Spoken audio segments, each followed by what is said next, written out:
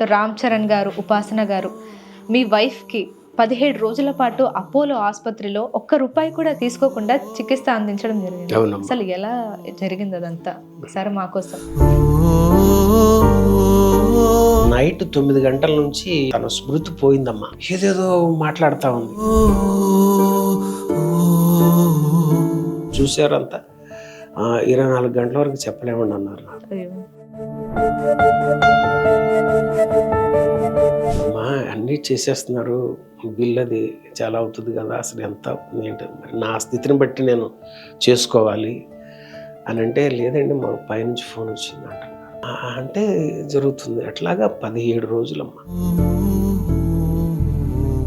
ఆపదలో ఉన్నప్పుడు ఆదుకోవడం అనేది నిజంగా దేవుడిలాగా మీకు హెల్ప్ చేశారని చెప్పొచ్చు. ఆ విషయాలు చెప్పాలంటే ఆ! ఆయన కళ్ళల్లో వాటర్ వచ్చేసినాయి అసలు. నిజంగా ఎంత పెయిన్ ఉండిండొచ్చు అసలు.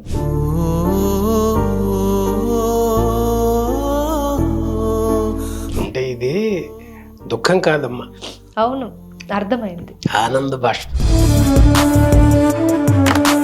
ఇప్పుడు భగవంతుడు ఎక్కడో ఉండడు, ఆ వ్యక్తుల రూపంలో మనకి దర్శనమిస్తాడు.